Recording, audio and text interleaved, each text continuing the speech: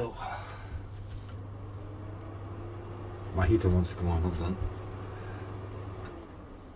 Right, sorry about that. So this is 14th December, and we've got. I'm having to check this because this is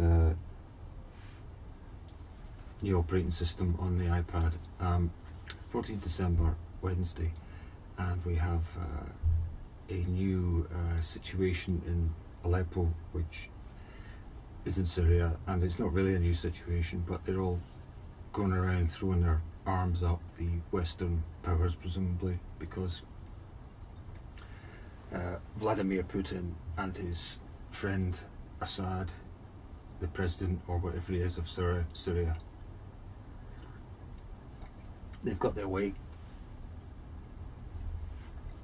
and they're closing in. And there was, up until 20 minutes ago, there was a ceasefire this morning, and then news come through that the ceasefire to let civilians supposedly escape is over. Here's my impersonation of what the emergency meeting of ministers in the UK Parliament did last night.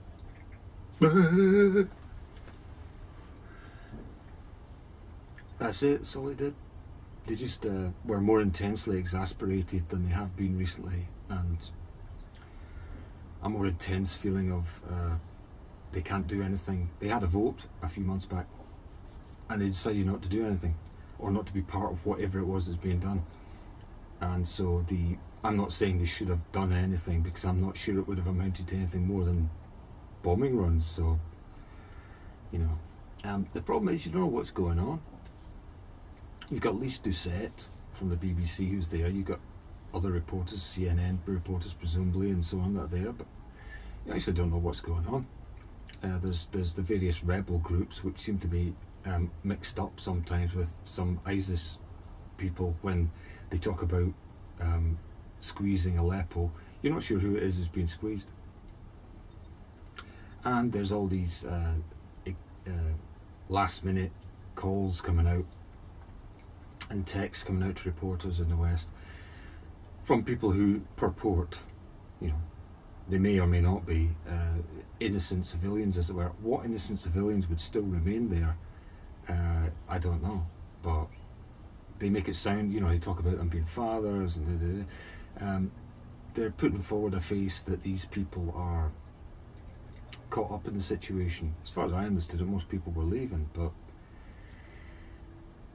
you know, I mean, some of them admit to being activists, which means they've taken a side, and of course that's difficult, because if Assad feels that you're not on his side, presumably you'll be shot, and there's all sorts of talks about atrocities. Anyway, the whole point is it's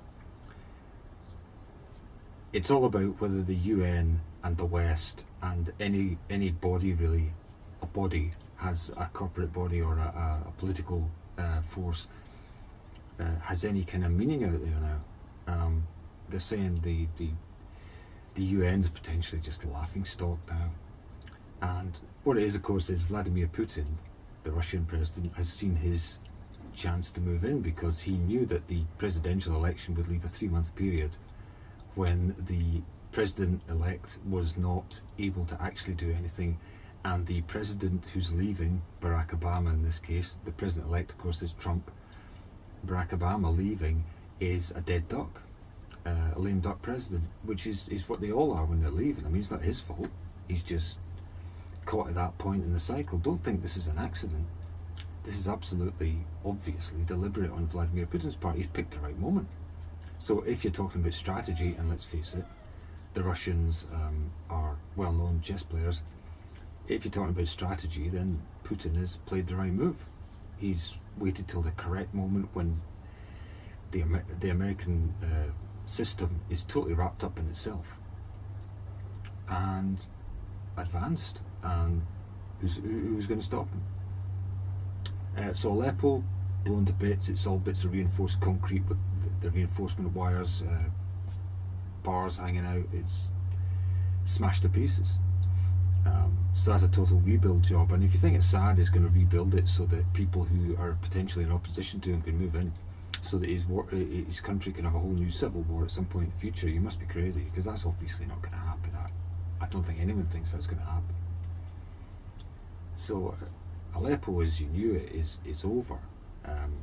And the news coming out of it is bits and pieces from whoever. We don't know who's really who. It's fragmented, it's split. Assad was the only thing that held the whole rotten thing together.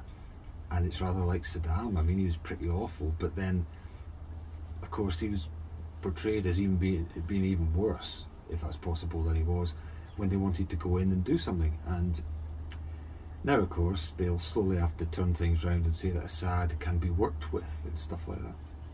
So that's all I've got to say, really, on this. Aleppo's a mess. It's pretty much over. And they think the reason the ceasefire of earlier this morning didn't hold is because somebody opened fire from the rebel side or whatever. But I think the Russians and the Syrians decided, the Assad government Syrians decided they'd given it enough time for people to get out, and they decided that they weren't going to be held back any longer. So, it's good strategy. There's no doubt about it. It's a good strategic play. But the West just gone around wringing its hands because of its situation. It does make one think that the American system leaves them a bit too hogtied for 3 months in every 4 years when they choose a new president. I don't know what you could do about that with our system in the UK, and I'm not saying it's better. You don't have to choose a new administration or anything because the civil service is still in place. It means that the Americans get to choose, the president gets to choose a whole lot of people, you see. In some ways we've got a better system because the civil service has to pretty much go along with, some senior people may change or retire, but pretty much civil service has to go along with whoever comes into power in Britain. In America, they choose their own people. So I wonder if America needs to think that the lack of continuity, giving people like Vladimir Putin the upper hand for 3 to 6 months in every 4-year period, that's maybe a window of opportunity to some people like Putin. And maybe America needs to think on having something more like a civil service in place so that there's less people change when the new administration takes over.